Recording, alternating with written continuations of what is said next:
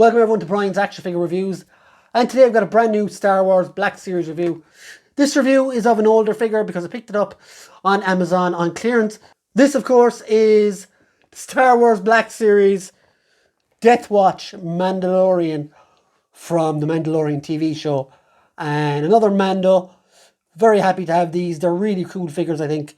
I always loved the Mandalorian since the Knights of the Old Republic is the game for Xbox is my first time seeing or hearing about Mandalorians, and it's so weird that they went along and ended up doing a TV show all those years later. So these guys are really nice. I'm very happy to get more of them, and yeah, so let's check out the box. So here is the Death Watch Mandalorian. Let's check out the box. It does say Star Wars The Mandalorian, Death Watch Mandalorian, and you've got the standard Black Series box here. On the side, you've got this awesome artwork that does say Death Watch Mandalorian as well. Very cool. This is number 21 in the series. It does say an extremist clan that attempted to take over Mandalore during the Clone Wars. The Death Watch Mandalorians are tenacious warriors embracing the ancient traditions of their people. And you got that artwork here again. Loads of legalese as usual on the bottom. Nothing on this side, just a window on the top. And more legal shite on the bottom. So yeah, let's get this fella out of the box. So guys, here we can see the Death Watch Mandalorian is out of the box, and he is up on the famous swingamajig. As you can see guys, this figure looks brilliant.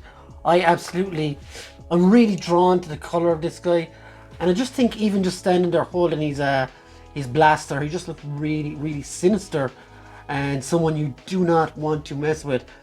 One thing I did see with this figure as well is that you can fit all his accessories on him, so very G.I. Joe like for this figure. But I did as well in my efforts try and see if there was an unmasked head under there.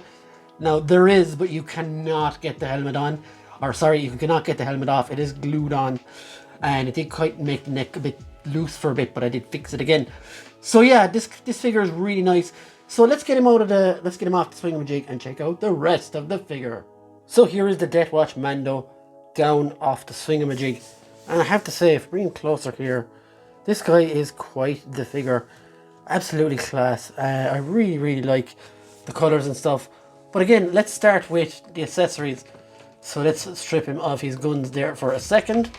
So of course, like most Mandalorians, he comes with the standard jetpack, which as you can see is quite nice. And there is 3 plugs there, which pop into 3 little plugs in the back. And unlike some of the Mandalorians I've gotten, when you put this one in, it actually stays. It doesn't really fall off. And of course, with all the usual jetpacks, you've got this, which has a little bit of articulation on it as well, which is kind of cool. I don't want to push it too much in case it breaks. But yeah, so there is no missile that comes out the top like I think Boba has. But other than that, you've got 2 guns then.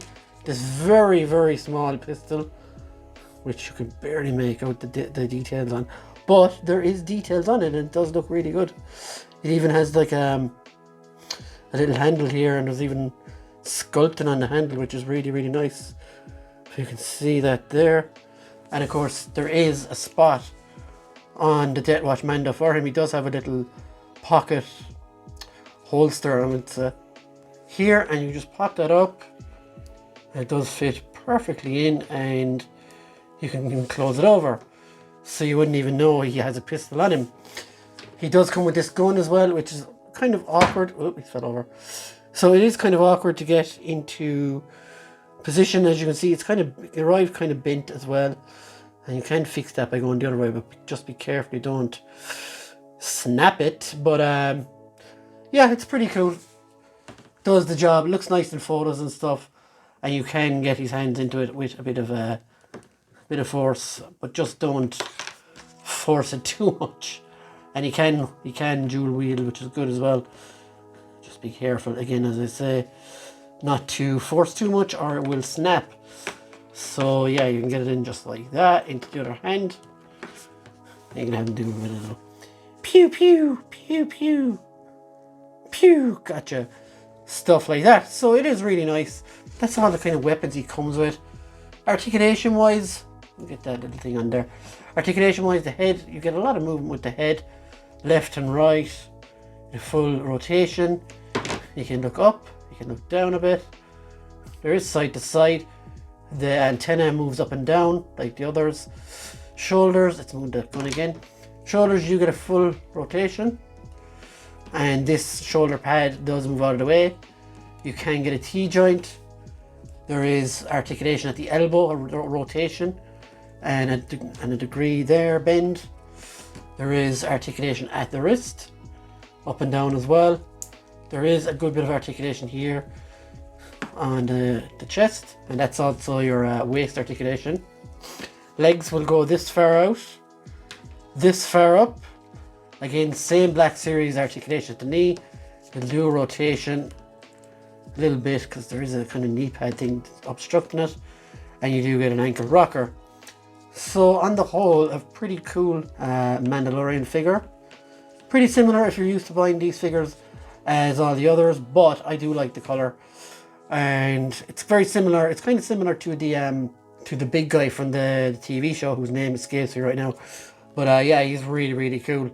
Yeah, if I was to give this figure a number out of 10, I would give it a 7. It's nothing amazing and it's nothing terrible. So yeah, it's quite a nice figure. So yeah, guys, let me know what you think in the comments. There will be pictures afterwards, of course. And let me know what you think of the review and the figure. If you got him, or you could buy him, or whatever else. Thanks very much for watching, guys. Hope you have a great day. Bye.